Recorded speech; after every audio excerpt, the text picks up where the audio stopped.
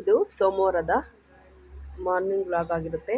Hello, ನಮಸ್ಕಾರ, welcome back my YouTube channel. ನಾನು ತನಿಕಾ. ನಾನು ಚೆನ್ನಾಗಿದ್ದೀನಿ. ಐ ಹೋಪ್ ನೀವೆಲ್ಲ ಚೆನ್ನಾಗಿದ್ದೀರಾ ಅಂತ ಅನ್ಕೋತಿದ್ದೀನಿ. ಬನ್ನಿ ಇವತ್ತಿನಿಂದ ವ್ಲಾಗ್ನ ಸ್ಟಾರ್ಟ್ ಮಾಡೋಣ. ಇವತ್ತು ಮಾರ್ನಿಂಗ್ ಟಿಫನ್ ಎಲ್ಲ ಆಲ್ರೆಡಿ ಆಗಿದೆ, ರೆಂಡಿ ಕೂಡ ಕಡುಬೆಲ್ಲ ಮಾಡಿದ್ದೆಲ್ಲ ಇದೆ.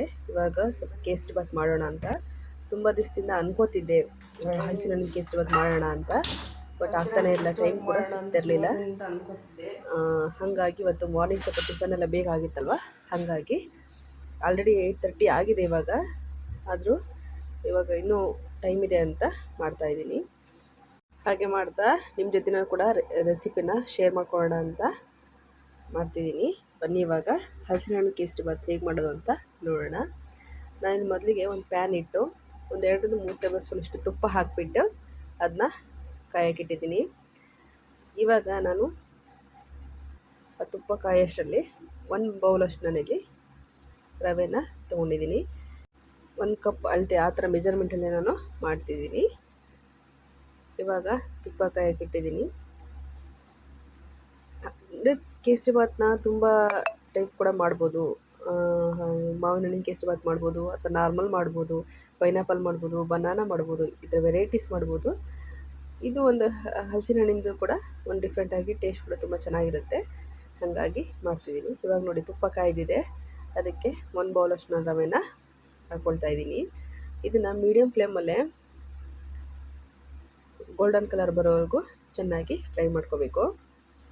ಅದೇ ರೀತಿ ಇದು ಫ್ರೈ ಆಗೋಷ್ಟರಲ್ಲಿ ಪಕ್ಕದಲ್ಲಿ ನೀರು ಕಾಯಿಲೆ ಅಂತ ನಾನು ಒಂದು ಬೌಲು ರವೆ ತೊಗೊಂಡಿದ್ನಲ್ವ, ಅದಕ್ಕೆ 3 ಬೌಲಷ್ಟು ನಾನು ಇಲ್ಲಿ ನೀರನ್ನ ಕಾಯೋಕ್ಕೆ ಇಟ್ಕೊಂಡಿದ್ದೀನಿ.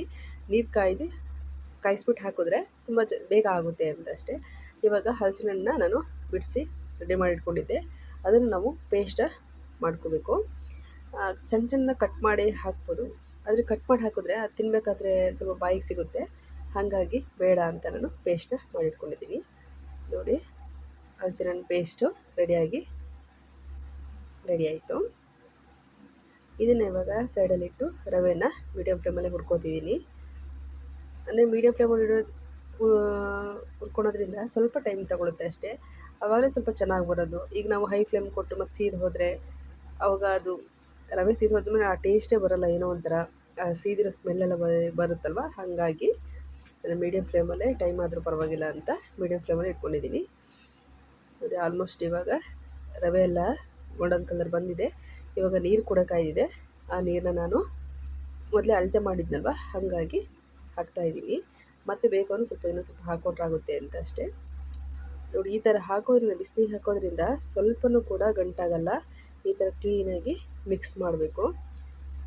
ಇಲ್ಲ ಒಂದೇ ಸಲ ಹಾಕೋದ್ರಿಂದ ನೀರು ಅಥವಾ ರವೆ ಎಲ್ಲ ಇದಾಗಿ ಗಂಟಾಗ್ಬಿಡುತ್ತೆ ಅನ್ನೋ ಭಯ. ಏನಂದರೆ ಏನೂ ಆಗೋಲ್ಲ. ನಾವು ಈ ಥರ ಚೆನ್ನಾಗಿ ಈ ಥರ ಮಿಕ್ಸ್ ಮಾಡಿದ್ರೆ ಸಾಕು, ಸ್ವಲ್ಪನೂ ಗಂಟಾಗದಿರೋ ಥರಕ್ಕೆ ರವೆ ರೆಡಿಯಾಗುತ್ತೆ. ಇದು ಕೇಸರಿ ಬಾತು ತುಂಬ ಸಿಂಪಲಾಗಿ ಮಾಡ್ಕೋಬೋದು. ಎಷ್ಟು ಈಸಿಯಾಗಿ ಒಂದು 10-15 ನಿಮಿಷಕ್ಕೆಲ್ಲ ತುಂಬ ಈಸಿಯಾಗಿ ಮಾಡ್ಕೋಬೋದು. ಟೇಸ್ಟ್ ಕೂಡ ಅಷ್ಟೇ ಚೆನ್ನಾಗಿರುತ್ತೆ, ಭಾಳ ಫಾಸ್ಟಾಗೂ ಕೂಡ ಮಾಡ್ಕೋಬೋದು. ನೋಡಿ ಎಷ್ಟು ಬೇಗ ನೀರೆಲ್ಲ ಹೀರ್ಕೊಂಡು ರವೆ ಡ್ರೈ ಆಗ್ತಿದೆ ಅಂದರೆ ನೋಡಿ, ಸ್ವಲ್ಪನೂ ಗಂಟೆಲ್ಲಿ ನಿಮಗೆ ಕಾಣಿಸ್ತಿರ್ಬೋದು, ಸ್ವಲ್ಪನೂ ಸಹ ಗಂಟೆಲ್ದೇ ಥರ ಈ ಥರ ಮಿಕ್ಸ್ ಮಾಡಿದ್ರೆ ಆಯಿತು. ಗಂಟು ಆಗಲ್ಲ ಆ್ಯಕ್ಚುಲಿ. ನೋಡಿ, ಈ ಥರ ಮಿಕ್ಸ್ ಮಾಡಿ ನೀಟಾಗಿ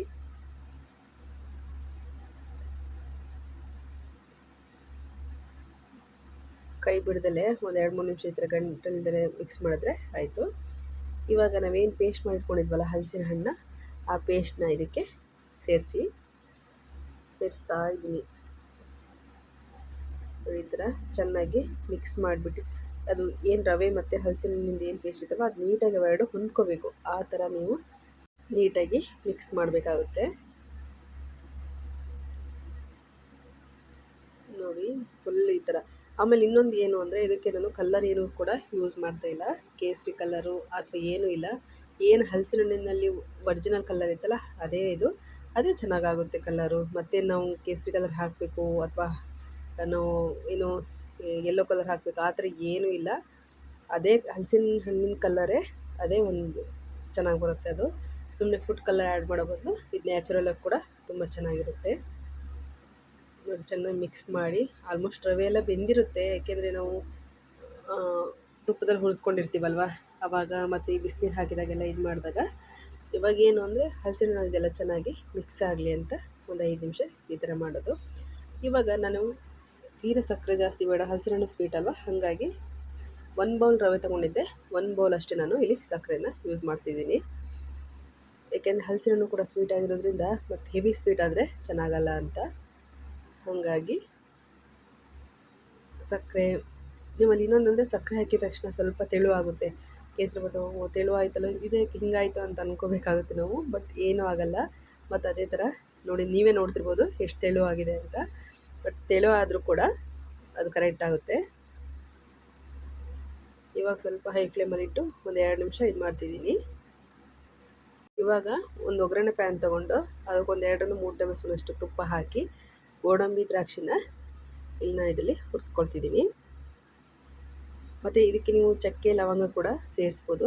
ನಾನು ಆಮೇಲೆ ಸೇರಿಸಿದ್ದೀನಿ, ಹಾಕ್ಲಿಕ್ಕೆ ಮಿಸ್ ಆಗಿದೆ. ಫಸ್ಟೇ ನೀವು ಏನು ತುಪ್ಪ ಹಾಕ್ತಿರಲ್ವ ರವೆ ಹುರ್ಕೊಳ್ಳೋಕ್ಕಿಂತ ಮುಂಚೆ, ಆವಾಗ ಬೇಕಾದ್ರೂ ಕೂಡ ಸೇರಿಸ್ಬೋದು. ಅಥವಾ ಡ್ರೈ ಫ್ರೂಟ್ ಇದೂ ಅಷ್ಟೇ, ಗೋಡಂಬಿ ದ್ರಾಕ್ಷಿನೂ ಅಷ್ಟೇ, ಫಸ್ಟೇ ನೀವು ಹುರಿದಿಟ್ಕೊಂಡು ತೆಗೆದಿಟ್ಕೊಂಡು ಹುಡ್ಕೋದು. ಬಟ್ ನಾನು ಈ ಥರ ಆಮೇಲೆ ಹಾಕ್ತಿರೋದು, ಯಾಕೆಂದರೆ ಇವಾಗ ತುಪ್ಪ ಸೇರಿಸ್ಬೋದಲ್ಲ, ನಿಮಗೆ ಎಷ್ಟು ಬೇಕೋ ಅಷ್ಟು ತುಪ್ಪ ಸೇರಿಸ್ಬೋದು. ಅದಕ್ಕೋಸ್ಕರ ಈ ಡ್ರೈ ಫ್ರೂಟ್ಸ್ ಜೊತೆ ಸ್ವಲ್ಪ ಜಾಸ್ತಿ ತುಪ್ಪ ಹಾಕಿ ಚೆನ್ನಾಗಿ ಮಿಕ್ಸ್ ಮಾಡಿದ್ರೆ ಆಯಿತು. ಎಷ್ಟು ತುಪ್ಪ ಹಾಕ್ತಿರೋ ನೀವು ಅಷ್ಟು ಕೇಸರಿಬಾತು ಸಾಫ್ಟಾಗಿ ಟೇಸ್ಟಿಯಾಗಿ ಅಷ್ಟೇ ಚೆನ್ನಾಗಿ ಬರುತ್ತೆ, ತುಂಬ ಚೆನ್ನಾಗಿರುತ್ತೆ. ಈಗ ನೋಡಿ ಮತ್ತೆ ಬೇಕಾ ನೀವು ಅಂದರೆ ಇನ್ನೂ ಒಂದು 2-3 ಸ್ಪೂನು ತುಪ್ಪ ಹಾಕ್ಬೋದು ಎಕ್ಸ್ಟ್ರಾ.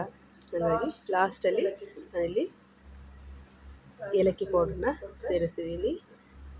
ಇಷ್ಟು ಸೇರಿಸಿದ್ರೆ ಫೈನಲಾಗಿ ಹಲಸಿನ ಹಣ್ಣು ಕೇಸರಿಬಾತು ಮುಗೀತು. ಇವಾಗ ನೋಡಿ ಫಸ್ಟಿಗೆ ಎಷ್ಟು ಸಕ್ಕರೆ ಹಾಕಿದಾಗ ತೆಳುಗಿತ್ತಲ್ವ, ಇವಾಗ ಆಲ್ಮೋಸ್ಟ್ ಗಟ್ಟಿಗೆ ಆಗ್ತಾ ಬಂತು. ಟೇಸ್ಟ್ ಅಂತೂ ತುಂಬ ಚೆನ್ನಾಗಿತ್ತು. ಒಂದ್ಸಲ ಡಿಫ್ರೆಂಟಾಗಿ ಟ್ರೈ ಮಾಡ್ತಿರ್ಬೇಕಲ್ವ, ಏನಾದರೂ ಡಿಫ್ರೆಂಟಾಗಿ ತಿನ್ನಬೇಕು ಅನಿಸಿದಾಗ ಈ ಥರ ಕೇಸರಿಬಾತು, ಮಾಮೂಲಿ ಕೇಸರಿಬಾತೇ ತಿಂದು ಬೇಜಾರಾಗಿದ್ದರೆ ಅಥವಾ ಒಂದೇ ಥರ ಕೇಸರಿಬಾತು ಮಾಡ್ತಿದ್ರೆ ಅದ್ರ ಬದಲು ಈ ಥರ ಒಂದೊಂದನ್ನ ಟ್ರೈ ಮಾಡಬೇಕು. ನೋಡಿ ಎಷ್ಟು ಚೆನ್ನಾಗಿ ಬಂದಿದೆ ಅಂದರೆ ತುಂಬ ಚೆನ್ನಾಗಿ ಬಂದಿತ್ತು. ಕೇಸರಿಬಾತೆಲ್ಲ ರೆಡಿ ಮಾಡಿಬಿಟ್ಟು ನಾನು ಅದನ್ನು ಆರಕ್ಕಿಟ್ಟು ಇವಾಗ ಟಿಫನ್ ಮಾಡ್ತಿದ್ದೀನಿ. ಮುಂದೆ ಆಲ್ಮೋಸ್ಟ್ ಎಲ್ಲ ಟಿಫನ್ ಆಗಿದೆ, ಅವಳದು ಸ್ಕೂಲಿಗೆ ರೆಡಿ ಆಗಿದ್ದಾಳೆ. 9:10ಗೆ ಅವಳಿಗೆ ಬಸ್ ಬರೋದು. ಟಿಫನೆಲ್ಲ ಆಗಿ ರೆಡಿಯಾಗಿ ನಿಂತಿದ್ದಾಳೆ. ಅವರು ಊರಿಂದ ಬಾಳೆಹಣ್ಣು ತಂದಿದ್ವಿ, ಬರಬೇಕಾದ್ರೆ ಊರಿಂದ ಬಾಳೆಹಣ್ಣು ಹಲಸಿನ ಹಣ್ಣು ತಂದಿದ್ರು. ಹಾಗಾಗಿ ಬಾಳೆಹಣ್ಣು ತುಂಬ ಇತ್ತು, ಹಣ್ಣಾಗಿತ್ತು ಅಂತ ಅವ್ರ ಮ್ಯಾಮ್ಗಳಿಗೆಲ್ಲ ಕೊಡ್ತೀನಿ ಅಂತ ತಗೊಂಡು ಹೋಗ್ತಿದ್ದಾನೆ. ಇದು ಕೇಸರಿಬಾತು ಟೇಸ್ಟ್ ನೋಡ್ತಿರೋದು. ಚೆನ್ನಾಗಿದೆ ಅಂದರೆ ಅವ್ರ ಮ್ಯಾಮ್ಗಳಿಗೆ ಕೊಟ್ಟು ಕಳ್ಸೋಣ, ಇಲ್ಲ ಅಂತೇಳಂದರೆ ಬೇಡ ಅಂತ ಅಂದ್ಕೊಂಡಿದ್ವಿ. ಟೇಸ್ಟ್ ಎಷ್ಟು ಚೆನ್ನಾಗಿತ್ತು ಅಂದರೆ ತುಂಬ ಚೆನ್ನಾಗಿತ್ತು. ಹಂಗಾಗಿ ತೊಗೊಂಡು ಹೋಗ್ತೀನಿ ಮಮ್ಮಿ ಮ್ಯಾಮ್ಗಳಿಗೆ ಅಂತ. ಅದಕ್ಕೆ ಈಗ ನಾನು ಅವರಿಗೆ ಬಾಕ್ಸಿಗೆ ಹಾಕ್ಕೊಡೋಕ್ಕೆ ಅಂತ ಪ್ಯಾಕ್ ಮಾಡೋಕ್ಕೆ ಹೋಗಿದ್ದೆ. ಅಷ್ಟೆಲ್ಲ ಅವರಿಗೆಲ್ಲ ಬಾಕ್ಸಿಗೆ ಹಾಕ್ಕೊಟ್ಬಿಟ್ಟು ಇವಾಗ ನಾನು ಟಿಫನ್ ಮಾಡ್ತಾಯಿದ್ದೀನಿ. ಅಷ್ಟರಲ್ಲಿ 9:10 ಆಗೇ ಹೋಯಿತು. ಈಗ ಬಸ್ ಬರುತ್ತೆ ಅನ್ನೋ ಟೈಮಲ್ಲಿ ಶೂ ಎಲ್ಲ ಹಾಕೋ ಟೈಮು ಲೇಟ್ ಆಗುತ್ತೆ ಅಂತ ನಾನು ಶೂ ಹಾಕ್ಕೊಂಡು ಕೇಳ್ತಾಯಿದ್ದೀನಿ.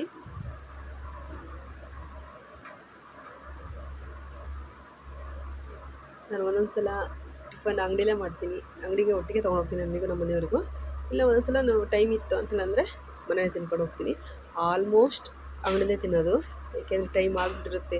ಎಷ್ಟು ಬೇಗ ಇದ್ದರೂ ಕೂಡ ಕೆಲಸ ಮುಗಿಯೋದೇ ಇಲ್ಲ. ಅಮ್ಮ ಹೊರಟ್ಲು,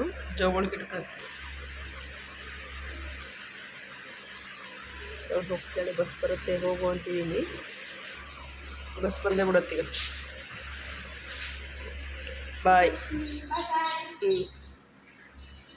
ಬಾಯ್ ಬಾಯ್.